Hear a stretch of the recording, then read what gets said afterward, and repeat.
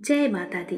प्रेम से बोलिए संतोषी माता की जय। आज शुक्रवार के पावन दिन पर श्रद्धा और भक्ति के साथ संतोषी माता की व्रत कथा का श्रवण करते हैं। प्राचीन समय की बात है। एक बूढ़ी माँ थी जिसके 7 पुत्र थे। उनमें से 6 पुत्र परिश्रमी और कमाने वाले थे, जबकि 7वां पुत्र सीधा साधा और कुछ आलसी स्वभाव का था। बूढ़ी माँ अपने 6 पुत्रों के लिए बड़े प्रेम से भोजन बनाया करती थी।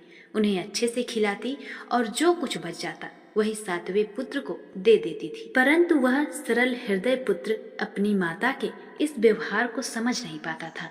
एक दिन उसने अपनी पत्नी से कहा कि देखो, मेरी माता मुझसे कितना प्रेम करती है, मुझे सबसे अलग खिलाती है।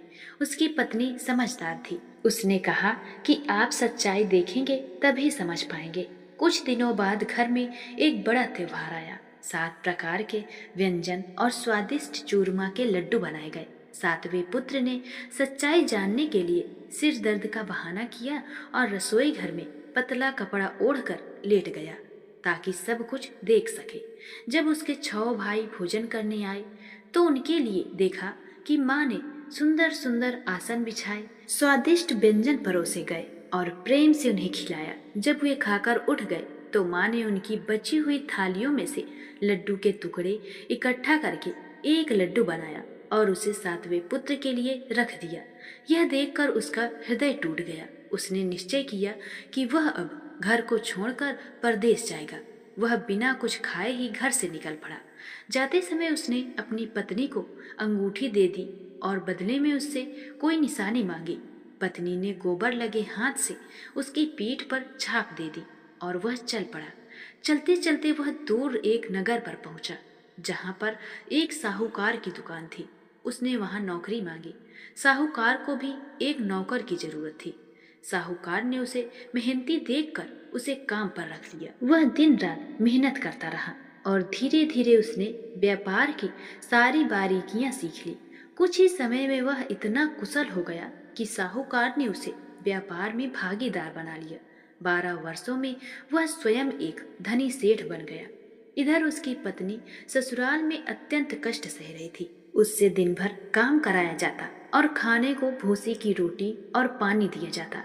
एक दिन जंगल में लकड़ी लेने जाते समय उसने कुछ स्त्रियों को संतोषी माता का व्रत करते देखा। उसने उन स्त्रियों से पूछा कि बहन, इस व्रत की विधि क्या है, इसको करने से क्या मिलता है।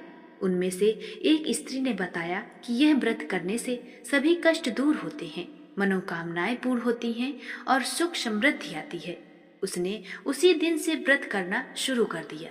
माता की कृपा से कुछ ही समय में उसके पति का पत्र आया, फिर धन भी आने लगा। उसने माता से अपने पति के दर्शन की प्रार्थना किया। माता ने प्रसन्न होकर उसे आशीर्वाद दिया कि उसका पति जल्द ही लौट कर आएगा।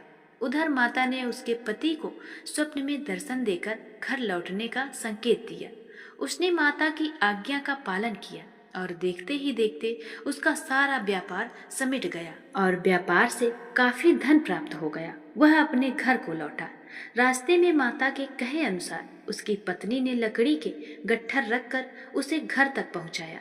घर पहुंचकर उसने अपनी पत्नी की दशा देखी और उसे अलग घर में ले जाकर सुख से रहने लगा। कुछ समय बाद पत्नी ने व्रत का उद्यापन करने का निश्चय किया। पहली बार भूलवश बच्चों को पैसे दे दिए, जिससे उन्होंने खटाई खा ली और व्रत भंग हो गया। इसके कारण उसके पति को कष्ट हुआ। उसने माता से क्षमा मांगी और पुनः विधि पूर्वक उद्यापन किया। इस बार उसने ब्राह्मण के बालकों को भोजन कराया और नियम का पालन किया। माता प्रसन्न हुई और उसे सुंदर पुत्र का आशीर्वाद दिया। एक दिन माता स्वयं उसके घर उससे मिलने आई और परिवार को अपनी लीला दिखाकर सबको सच्चाई का ज्ञान करवाया। सभी ने माता से क्षमा मांगी और भक्ति भाव से व्रत करने लगे। इस प्रकार जो भी श्रद्धा और नियम से संतोषी माता का व्रत करता है, उसके सभी दुख दूर होते हैं और जीवन में सुख समृद्धि भी आती है। अंत में सभी प्रेम से बोलिए संतोषी माता की जय। जाते जाते कमेंट में संतोषी माता का जयकारा अवश्य लिखें। जय श्री कृष्ण।